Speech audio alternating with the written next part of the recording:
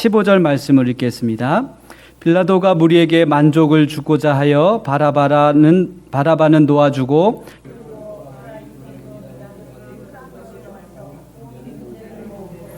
예수에게 자색 옷을 입히고 가시관을 엮어 씌우고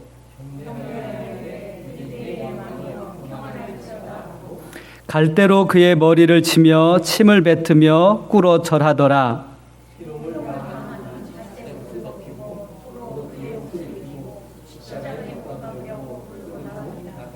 마침 알렉산더와 루포의 아버지 구레네 사람 시몬이 시골로부터 와서 지나가는데 그들이 그를 억지로 같이 가게 하여 예수의 십자가를 지우고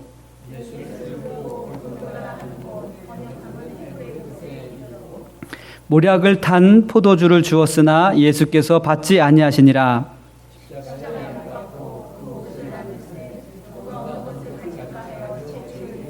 우리 같이 읽습니다. 때가 제3시가 되어 십자가에 못 박으니라. 아멘. 이 시간 인정놀이 하듯이라는 제목으로 전익범 목사님 말씀 전해 주시겠습니다. 어렸을 때 누나와 여동생 사이에서 자라면서 누이들이 종종 놀던 인형놀이가 있었습니다. 없을 때는 종이로 이제 그림을 그려서 인형 모양을 만들고 또 색깔을 칠한 자기가 디자인한 옷들을 이것저것 갈아입혀 보는 모습을 보았습니다. 나중에 얻게 된 헝겊으로 만든 인형이 있어서 그것을 또 안고 굉장히 좋아하던 모습도 생각이 납니다.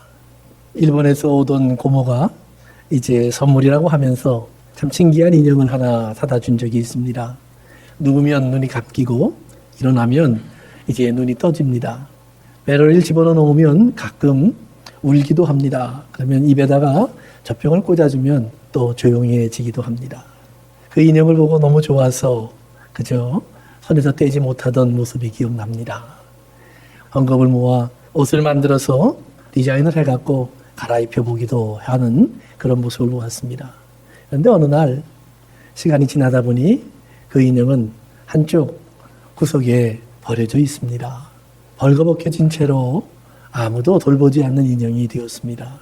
그리고 언젠가 우리의 집에서 그 인형은 사라졌습니다. 오늘 성경을 읽다가 언뜻 그런 생각을 해보았습니다. 예수님을 놓고 사람들이 마치 인형놀이 하듯 하는구나. 얼마 전만 해도 이스라엘의 군중들은 예수님을 향해 환호하면서 우리의 메시아 다윗의 아들이요 이렇게 불렀습니다. 네, 오늘 저들은 예수님을 십자가로 보내고 맙니다. 놓아주려고 하는 빌라도의 노력도 무산되었습니다. 예수님은 십자가로 끌려갈 수밖에 없는 버림을 받습니다. 유대인의 지도자들은 초기부터 그런 마음을 먹었으니 그러려니 할 수 있습니다. 그러나 군중들은 정말 예수님에게 많은 사랑을 받았던 사람들입니다. 예수님이 그들의 삶을 살폈습니다. 먹을 것을 살폈고 그들의 아픔을 돌보았습니다. 그들의 가난을 걱정했고 그들의 굶주림을 도와주었습니다. 저들이 억울한 아픔 속에 던져져 있을 때 그들을 감싸면서 그들을 치료하고 구원해 주기도 하셨습니다. 군중들 그 누구도 예수님에게 해를 받은 사람이 없었습니다. 당연히 그들은 예수님을 메시아로 볼 수밖에 없는 일들이 이어졌고 그렇게 환영했던 사람들입니다. 그런데 오늘 예수님을 그들은 십자가에 못 박자고 합니다. 불과 나흘 만에 바뀌어진 모습입니다. 아니 하루 전만 해도 그들은 예수님 주변에 몰려들어서 예수님이 하는 말씀을 들으며 기뻐했다고 성경은 기록하고 있습니다.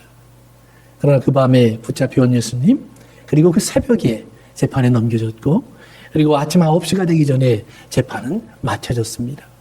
한 사람을 죽이는 일에 이렇게 전격적으로 재판이 이루어지는 것은 유대인의 법에도 로마의 법에도 없는 일입니다. 그러나 군중들의 함성이 그것을 피할 수 없게 만들어 갑니다. 가끔 이렇게 군중들이 움직이는 것을 혁명이라고 합니다. 혁명이 일어나면 그것은 모든 법을 초월합니다. 군중들의 의지가 모든 것을 끌어갑니다. 그 군중들의 의지를 누가 끌어가느냐가 그 혁명의 성공과 실패를 가릅니다. 사랑하는 성도 여러분, 오늘 우리는 그러한 군중의 무리에서 다시 하나님의 사람으로 돌아올 줄 아는 깨달음이 있어야 합니다.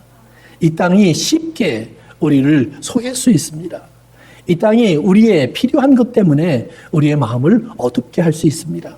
세상은 우리에게 끊임없이 우리가 가장 필요한 것, 원하는 것, 바라는 것을 앞에 두고 이제 이런 혁명과 같은 일에 참여할 것을 종종 요구합니다. 좋은 이름으로 포장합니다. 평등이라는 이름입니다. 기회라는 이름입니다. 자유라는 이름입니다. 권리라는 이름입니다. 인권이라는 이름입니다. 그러나 막상 그 혁명이 지나고 나면 누군가가 또 다른 악인이 되어집니다. 또 누군가는 또다시 눈물을 흘립니다. 누군가는 또다시 억압 속에 빠집니다. 인간의 역사 속에서 이 문제를 해결한 어떤 제도도 없고 왕도 없습니다. 군중들은 이용당했고 군중들은 그렇게 버림받았습니다. 사랑하는 성도 여러분, 그런데 오늘 군중들이 버린 예수는 오늘 저들을 구하러 온 예수님입니다. 저들을 사랑한 예수님입니다. 저들에게 어떤 해도 주지 않은 예수님입니다. 궁극적으로 저들을 죄에서 구원하셔서 하나님께로 인도하려고 오신 예수 그리스도를 저들은 버립니다. 두 번째로 오늘 예수를 버리는 사람이 있습니다. 빌라도입니다. 저는 로마의 황제의 고라를 갖고 있습니다. 그렇기 때문에 그에게는 절대적인 권한이 있습니다. 저 빌라도라는 사람의 기록을 보면 빌라도는 사실 군중들에 의해서 그렇게 좌우되던 사람이 아닙니다. 자기 마음에 들지 않으면 잔인할 정도로 핍박을 했습니다. 군사를 동원해서 박해하고 핍박하는 일을 즐겨했습니다. 독선적이었고 그리고 자기의 권한을 즐기는 것을 아주 좋아했던 사람입니다. 유대인들의 요구 때문에 저가 좌우되는 것은 아닙니다. 그런 그가 오늘 아침 이제 유대인들이 몰려들어 자기의 요구를 들어달라고 하니까 그 요구를 들어주는 모습이 성경에 나옵니다. 어떻게 보면 그저 귀찮은 모습입니다. 아침 일찍부터 한 새벽 한 6시쯤 저를 깨웠던 것 같습니다. 유대인들이 로마의 총독을 새벽 6시에 깨울 수 있을까? 그 당시의 기록들을 보면 많은 총독들이 그렇게 아침 일찍부터 일을 했다고 합니다. 특별히 바쁜 일이 있거나 큰 일이 있으면 밤새 일을 하는 것도 그렇게 드문 일은 아니었다고 합니다. 그러니까 6월절 명절 수많은 사람들이 몰려오는 그때에 빌라도는 어쩌면 큰 일을 하나 계획하고 있었는지도 모릅니다. 예수님이 십자가를 갈 때 성경에 보니까 예수님 혼자 가지 않고 세 사람이 함께 십자가로 갑니다. 그 말은 뭐냐 하면 적어도 세 사람의 십자가 처형을 빌라도는 이미 계획하고 준비해 놓았다라는 말입니다. 왜 빌라도는 세 사람의 처형을 준비해 놓았을까? 그 처형받아야 될 사람 중에 한 사람이 바라바입니다. 바라바를 가리켜 성경은 밀란을 일으켰던 사람이고 밀란 속에 사람을 죽인 사람이라고 했습니다. 그 밀란이라는 것은 로마를 대적하는 행동을 말합니다. 이스라엘의 독립을 위해 그런 운동을 일으킨 사람입니다. 그러니까 빌라도는 6월절이라는 명절에 수많은 이스라엘 사람들이 몰려들 때 그 밀란을 일으켰다 잡힌 강도로 자기가 낙인을 찍은 세 사람 바라바와 그를 따랐던 두 사람을 함께 십자가에 못 박아놓고 많은 이스라엘 앞에 자기의 권위를 자랑하고 싶었는지도 모릅니다. 그리고 그 권위 앞에 굴복할 것을 요구하고 싶었는지도 모릅니다. 왜냐하면 갈보리 언덕은 빌라도의 법정에서 채 코로마일이 되지 않습니다. 한 350m 정도?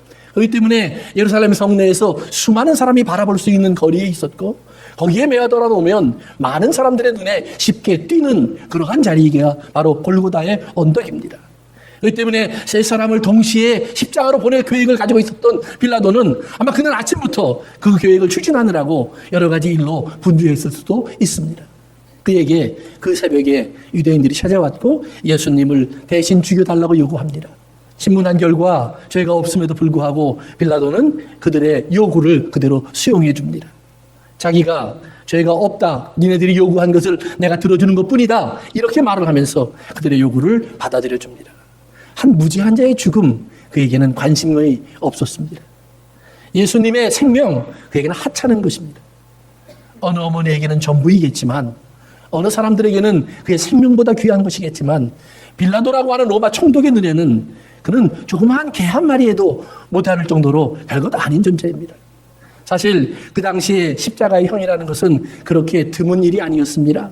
역사의 기록에 보면 예수님 당시에 최소한 3만 명 정도의 십자가 형이 집행되었다고 기록되어 있습니다.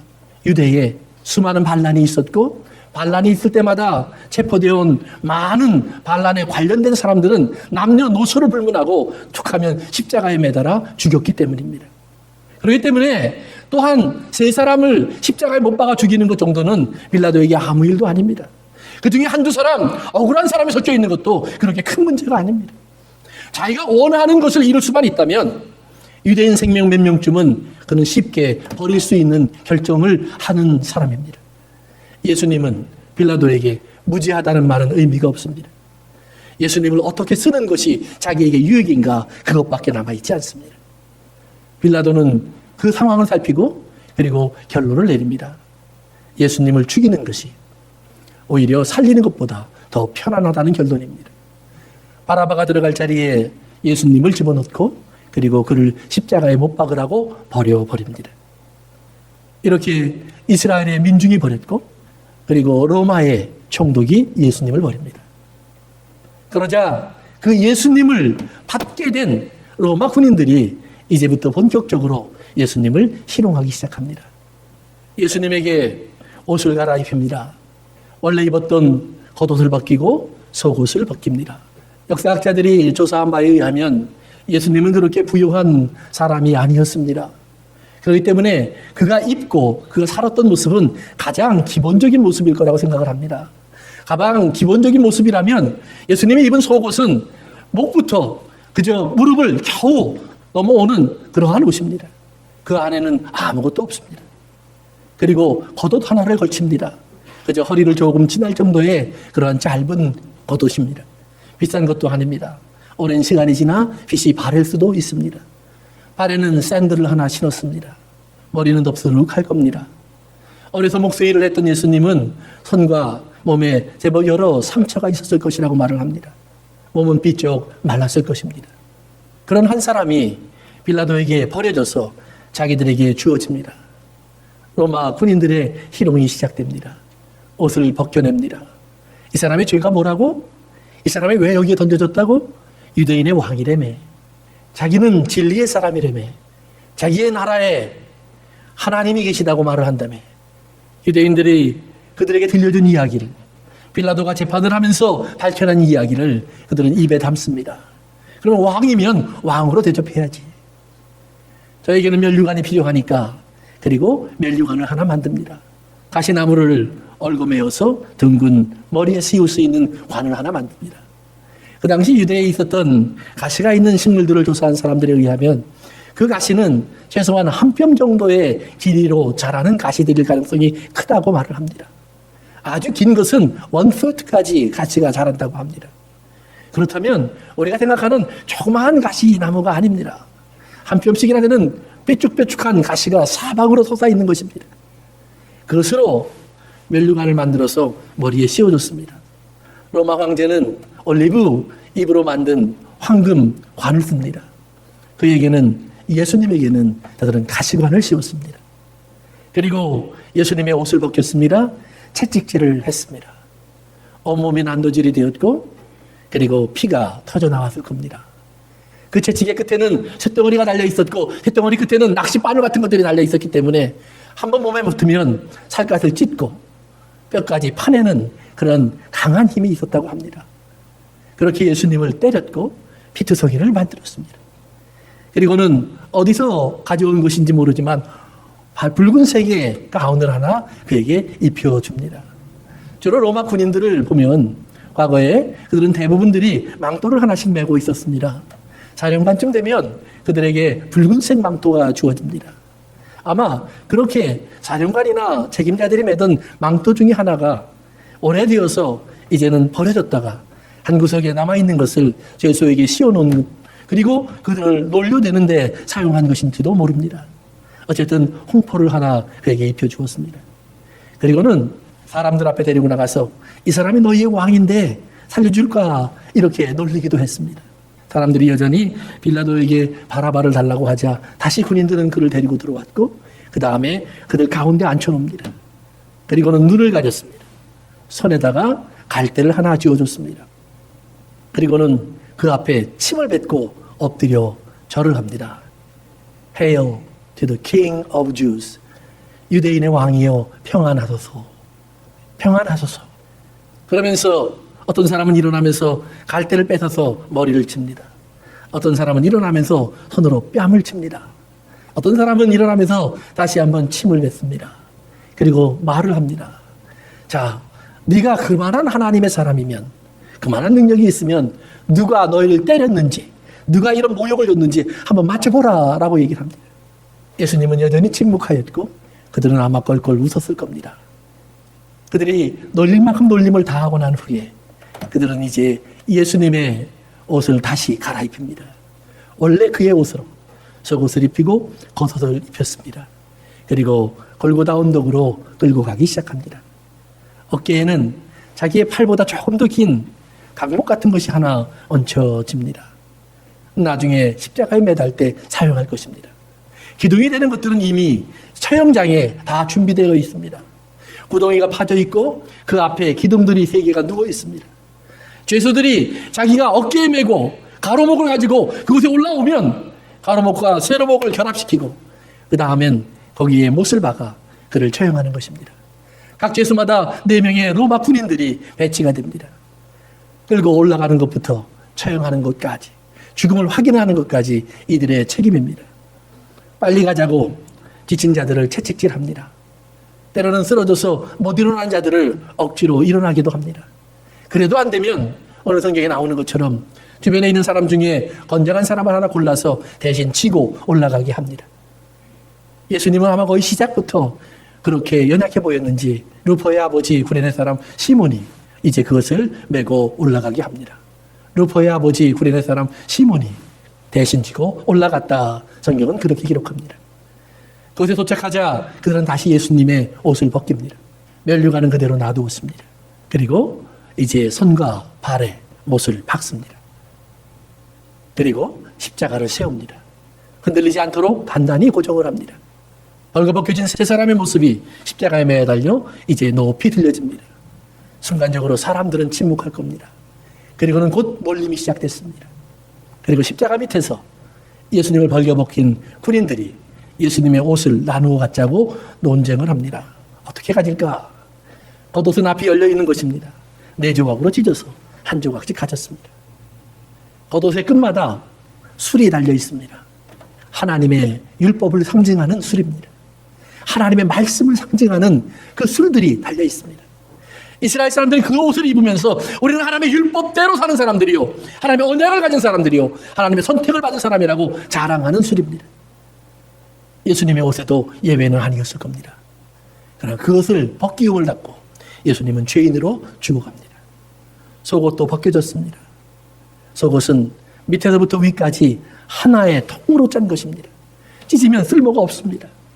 의논을 한 뒤에 제비를 뽑아서 한 사람이 갖기로 합니다. 제비를 뽑았고 한 사람에게 주어졌습니다. 십자가 위에서 예수님의 소리가 들립니다. 강도들의 논쟁 소리도 들립니다. 주변의 사람들의 소리도 들립니다. 갑자기 어둠이 왔고 그리고 예수님은 그렇게 돌아가셨습니다. 벌거벗겨진 예수를 십자가에 놔둔 채로 사람들이 돌아갑니다. 예수님은 그렇게 버려졌고 죽음에 남겨졌습니다. 사랑하는 성도 여러분, 오늘 이 소리를 제가 여러분들에게 쭉 읽어드린 것은 그 예수님의 십자가를 상상하며 괴로워하자라는 말이 아닙니다. 예수님은 그 십자가를 지기 얼마 전 겟세마네 동산에서 기도하시면서 그런 말을 하신 적이 있습니다. 내가 너무 괴롭다. 죽을 것 같다. 왜요? 다가올 십자가를 생각하면서. 힘든 것 맞습니다. 근데 무엇 때문에 힘들었을까요? 육체적인 고난 때문에 힘들었을까요? 성경을 읽어보세요. 신기할 정도로 육체적인 고난에 대한 이야기가 나오지 않습니다. 사도행전에서 예수님의 죽음을 설교하던 베드로도, 이방인들에게 복음을 전하던 바울도 예수님이 십자가에서 얼마나 고통스럽게 죽었나 전혀 말하지 않습니다. 수년 전 패션 오브 크라이스트라는 영화가 있었습니다. 수많은 교인들이 이것을 보고 가슴을 치고 돌아온 모습을 지금도 생생하게 기억합니다. 그런데 우리가 잘못하면 우리의 포커스를 우리는 거기에 맞춥니다. 예수님이 그렇게 고통스럽게 죽었다. 그런데 그 고통이 예수님으로 하여금 내가 죽을 것 같다라고 말을 하게 한 것은 아닐 것이다 라는 말이에요. 적어도 성경은 그렇게 기록하고 있지 않으니까, 그런 내용들이 나와 있지 않으니까 죽었다라고만 나와 있습니다. 그리고 하나 더 붙여서 나무에 매달려 죽은 사람은 하나님의 저주를 받은 사람이다. 그래서 예수님은 그 나무에 우리 대신 매달려서 우리의 죄로 인하여 하나님의 저주가 되셔서 우리 위에 죽으셨다. 이런 표현이 있습니다. 이스라엘 사람들이 왜 나무에 달린 사람을 저주받은 사람이라고 해석하는가를 좀 찾아봤습니다.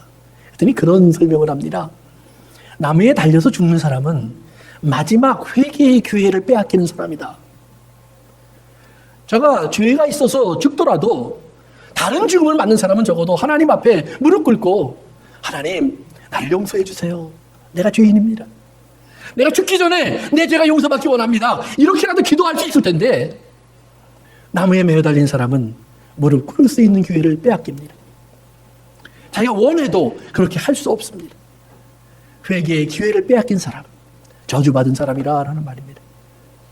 그래서 유대인들의 삶을 보면 그들이 모든 형을 집행할 때 원칙적으로 유대인들에게는 그 목을 매달아 죽이는 사형제도를 실행하지 않습니다. 나무에 매달아 죽이는 사형제도도 실행하지 않습니다. 성경에 나와 있는 목에 매어 또는 나무에 매어 달려 죽인 모든 사람들은 원칙적으로 이방인들이었습니다. 가장 많이 나오는 것이 여호수아서인데, 여호수아가 가나안 땅으로 이스라엘을 데리고 들어가면서 그 땅에서 이스라엘이 들어오는 것을 대적했던 이방인의 왕들을 붙잡으면 대부분 목을 매어 달아 죽였습니다. 그러나 이스라엘 속의 죄에는 그 방법을 사용하지 않았습니다. 대부분들이 돌로 쳐서 죽였습니다. 어느 게 더 잔인할까요? 잔인함의 문제가 아닙니다. 하나님 앞에 회개의 문제입니다. 저들이 이해하는 것은 우리가 어떤 죄 속에 있을지라도 하나님께 회개할 수 있는 기회, 그것을 가질 수 있다면 그것이 은혜라는 말입니다. 오늘 여러분들에게도 하나님이 그런 은혜를 주심을 기억할 수 있길 바랍니다. 내 인생 속에서 내가 어떤 죽음을 받을까? 오늘 여러분들에게 이 하루를 살게 하고 여러분들의 인생을 이끌어 가시는 주님의 은혜를 기억하십시오. 이 하루라는 시간이 여러분들에게 회개의 기회예요. 하나님을 만날 수 있는 시간이요. 하나님을 배울 수 있고 하나님께 간구하며 나의 허물과 죄악을 아뢰 수 있는 좋은 기회인 것을 꼭 기억하실 수 있기를 바랍니다. 예수님이 왜 힘들어 하셨을까요? 바로 그것입니다. 나무에 달린 자는 하나님께 저주를 받는 것입니다. 하나님께 저주를 받는 자는 하나님과 이별되는 것입니다. 그렇기 때문에 십자가에 올라간 예수님의 첫 마디가 아버지 왜 나를 버리십니까? 입니다. 고통이 아닙니다. 아픔도 아닙니다. 목마름도 아닙니다. 사람들이 저를 쳐다보는 멸시, 천대, 조롱, 이것이 아닙니다.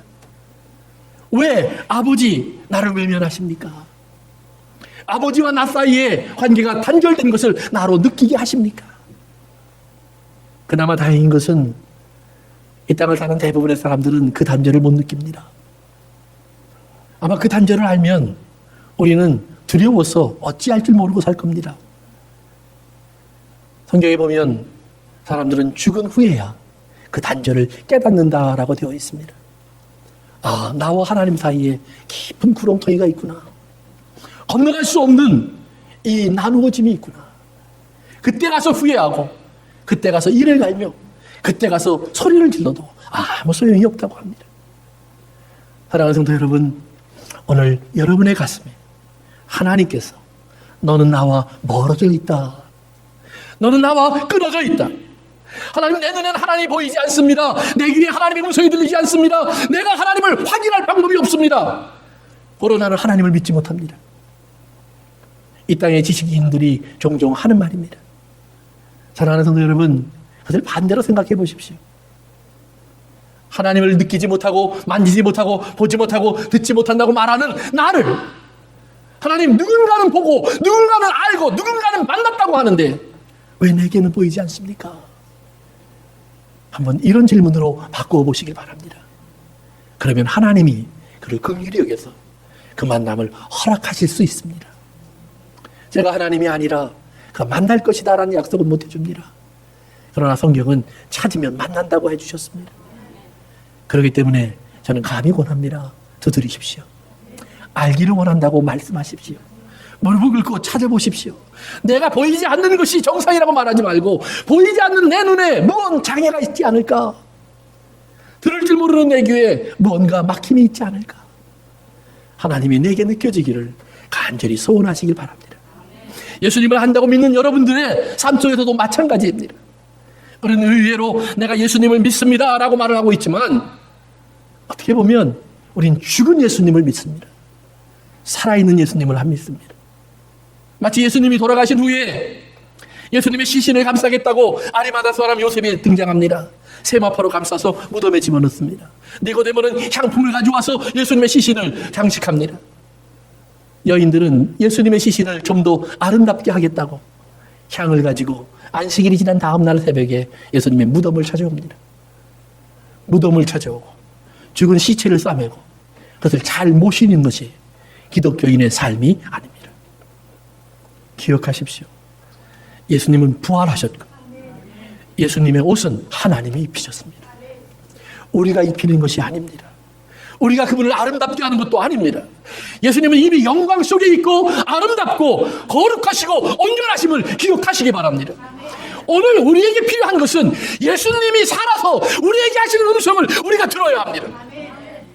예수님이 사셔서 나에게 나를 따르라 하시는 말씀을 내가 들을 줄 알아야 합니다. 이것이 들려지지 않는 나를 놓고 여러분이 씨름하셔야지요. 여러분이 무엇 가지고 예수님을 아름답게 하겠다고 말하지 마십시오. 우리가 더할 것도 없고 우리가 뺄 수 있는 것도 없습니다. 예수님은 분명히 사셨고 분명히 계시고 분명히 영광 속에 계십니다. 마라나타 반드시 다시 오실 것도 분명합니다. 사랑하는 성도 여러분, 예수님의 고통은 그곳으로부터 옵니다. 하나님과의 단절로 느끼지 못하는 우리의 고통을 대신 느끼는 것입니다. 평범하게 하루하루를 살면서 무덤덤하게 또 하루를 보내면서도 그것이 위기요, 절망이요, 나의 어두움에 갇혀있는 나의 절대적인 무능인 것을 깨닫지 못하는 우리를 위한 하나님 앞에서의 간절한 모습이 예수님의 고통으로 표현되어 있는 겁니다. 이 예수님을 이제 빌라도는 로마 군인들에게 주어줬고 로마의 군인들은 예수님의 옷을 바꿔 입혔습니다. 제가 채찍에 맞았다고 성경은 기록합니다. 예, 몸이 터져나갔다는 말입니다. 그런데 성경은 그렇게 기억합니다. 채찍에 맞아서 얼마나 아프실까? 아니요. 채찍에 맞으신 예수님으로 인하여 너희가 나음을 믿어라 라는 말입니다. 이제 우리는 건강하다라는 말입니다. 내게 여전히 암이 있는데요. 그래도 건강하다라는 말이에요. 내가 여전히 장애가 있는데요. 아니요. 그래도 건강하다라는 말이에요. 어제는 그 장애 때문에 하나님께 예배드릴 수 없었지만 어제는 그 암 때문에 죽어간다고 그 암과 싸우느라고 나의 인생을 버렸지만 오늘은 나의 그 장애 속에서 나를 하나님의 자녀 삼으신 하나님을 예배하고 찬송하고 감사하고 증거하는 삶으로 내 인생을 바꾼다라는 말입니다. 사랑하는 성도 여러분, 채찍에 맞은 것을 원망하지 마십시오. 때린 사람들을 저주하지 마십시오. 기독교의 역사는 얼마나 왜곡되어 있는지, 얼마나 많은 기독교인들이 예수님을 죽일 원수를 갚겠다고 이 땅에서 얼마나 많은 유대인들을 죽이고 얼마나 많은 사람을 저주했는지 아십니까? 누가요? 교회가. 예수님의 죽음을 목도한 교회는 예수님이 죽고 부활하신 후에 처음 하나님의 성령을 받고 일어난 하나님의 사람들은 그 어떤 사람도 유대인을 원망하지 않았습니다. 히틀러에게 유대인을 죽여야 된다고 도장을 찍어주지도 않았습니다. 예수를 죽인 유대인들이니까 유럽에서 할 권리가 없다고 쫓아내지도 않았습니다. 사랑하는 성도 여러분, 저들은 깨어나자마자 일어나자마자 예수님의 복음을 알자마자 유대인들을 찾아가서 너희가 죽인 예수가 다시 사셨다. 그 guilty, 그 정죄, condemnation에서부터 come out, 나와라. 너에게 유쾌한 날이 이를 거야. 예수님이 너희를 다 찾아올 거야. 그들에게 오히려 용서를 주었고 자유를 주었습니다. 회복을 주었습니다. 구원을 주었습니다. 그들이 교회 안으로 들어와 교회의 구성원들이 되었습니다. 언제부턴가 교회는 예수님의 원수를 갚는 일을 흔히 하곤 합니다. 역사 속에서만 한 일이 아닙니다. 오늘도 우리는 종종 누군가를 죄인으로 낙인 찍습니다. 그리고 뭐라 그러는지 아세요? 저주받은 자로 그를 던져버립니다. 그 사람을 위해서 예수님이 대신 십자가를 지셨는데 그의 죽은 예수님은 그대로 내버려 두고 저에게 저주가 있을 것이라고 그렇게 선포하곤 합니다. 저주를 기도합니다. 저주를 바랍니다. 사랑하는 성도 여러분, 깨어나십시오. 예수님이 내가 억울하다라고 말하지 않았습니다. 내가 죽는 것이 마땅하다라고 하셨습니다. 가시관, 성경은 그 가시가 등장한 것을 인간의 죄 때문이라고 기록합니다. 하나님이 만드신 이 땅에 우리의 선택, 하나님을 버린 선택, 그 이후에 이 땅은 가시가 자랍니다. 그 가시는 예수님을 찌르듯 우리의 인생을 찌릅니다. 예수님이 주신 비유 속에 가시밭의 비유라는 것이 있습니다. 가시가 엉겅퀴가 자라서 하나님이 주신 말씀이 땅에 떨어졌는데 이것이 싹이 나고 자라서 열매까지 맺습니다.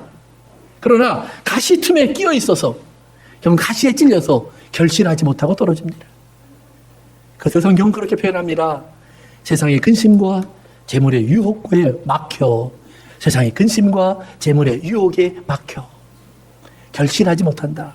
근데 그 막혔다라는 말이요, 어디와 연결되어서 막혔다라는 말입니다. 순, 이런 말이 들어가 있습니다.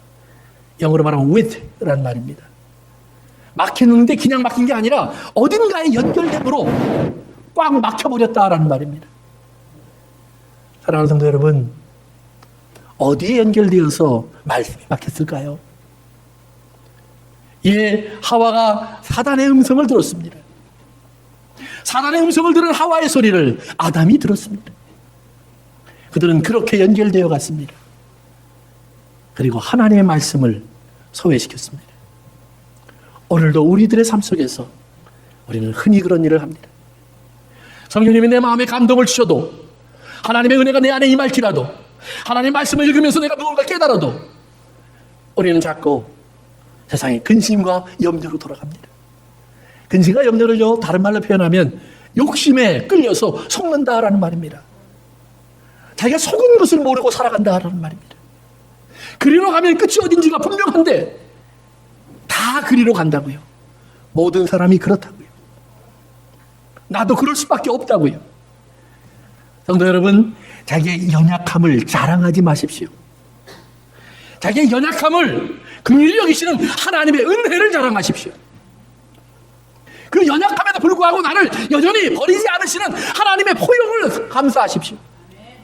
하나님의 은혜가 내게 같이 하는 그 사랑을 기억하십시오. 로마 군인들이 예수님의 옷을 바꾸어 놓았습니다. 인형 옷을 바꾸듯. 그리고 벌거벗겨진 채로 그들은 어느 날 예수님을 십자가에 버리고 돌아갔습니다. 잊혀진 장난감 인형처럼 예수님은 그렇게 어둠 속에 던져집니다. 그런데 우리가 꼭 기억해야 될 것이 하나가 있습니다. 예수님은 한 번도 처음부터 지금까지, 그리고 지금까지 옷을 벗으신 적이 없습니다. 왜요? 예수님은 하나님의 나라에서 하나님 다음을 버려두고 다른 옷으로 갈아입고 이 땅으로 오신 겁니다. 어떤 옷이요? 죄인의 모습입니다. 종의 형상입니다. 사람의 모양입니다. 하나님이신데 바울은 말합니다. 저가 하나님 다음을 다 버리고 empty himself, empty, 비워냈다는 말입니다. 하나님 다음을 요만큼도 남겨놓지 않았다는 말입니다. 그리고 take on, 다른 것을 입었습니다. 세상 사람들은 벗고자 하는 것을 그 스스로 입으셨습니다. 그 모습을 빌립보서에서 바울은 말합니다. 순종과 낮아짐입니다. 순종과 낮아짐. 예수님은 시작부터 죽을 때까지 그리고 지금까지 순종과 낮아짐의 옷을 벗은 적이 없다라는 말입니다. 예수님이 그 옷을 입고 있었기 때문에 사람들은 환호하다가 증오하기도 하고 가지고 놀다가 버리기도 하고 무죄인 줄 알지만 쓰레기 더미에 던져놓기도 하고 가시관을 씌우기도 하고 채찍질을 하기도 하고 홍포를 입히기도 하고 그리고 놀려대기도 하고 침을 뱉기도 하고 갈대로 치기도 하지만 그러나 그 모든 것이 허락된 이유는 예수님이 힘과 능력이 없어서가 아니라 그렇게 해야만 오늘 여러분과 나를 구원할 수 있기 때문이에요. 그렇게 하는 것이 아버지의 뜻이기 때문이에요. 그 뜻에 순종하기 위해서 끝까지 순종하시되 죽기까지 순종하시는 거예요. 낮아지시되 거기까지 내려가는 거예요. 나 같으면 아마 몇 번쯤 다시 일어났을 거예요. 벌떡벌떡 일어났을 거예요. 화가, 울분이, 증오가, 분노가 내 눈에서 쏟아져 나왔을 거예요.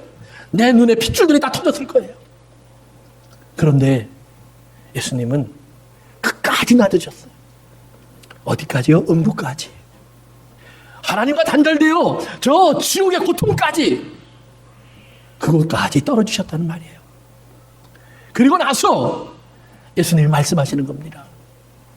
얘들아, 내가 이렇게 되어야 한다고 하나님이 말씀하잖아. 이렇게 되는 일이 좋은 일이라고 하나님이 말씀하잖아. 우리가 이 좋은 일을 맞추자. 사랑하는 성도 여러분, 세상이 벌거벗겨 놓았지만 예수님에게는 그 아들의 옷이 있었다는 말입니다. 누구도 벗길 수 없었던 순종과 낮아짐으로 입고 있었던 그 옷이 있었다는 말입니다. 그분을 다시 부활하게 하신 하나님이 아버지가 그를 다시 원래의 옷으로 입혀주셨습니다. 부활하신 후에 예수님은 그러기에 어떤 옷도 표현되어 있지 않습니다. 사람이 알 수 없는 옷입니다. 우리가 스스로 만들 수 있는 옷도 아닙니다. 아마 색깔이 나와 있었으면, 디자인이 나와 있었으면 오늘 우리는 그 옷을 만들어 입느라고 난리가 났을 겁니다. 고마운 것은 주님이 말씀합니다. 너의 옛사람의 옷을 벗어버리고 새사람, 우리가 육체의 옷을 벗어버리고 그리스도로 옷을 입자. 오늘 여러분들에게 하나님은 그 아들의 옷을 권합니다. Would you put on the clothes of the Son? 아들의 옷을 입을래? 그 아들의 옷에는 조건이 있습니다.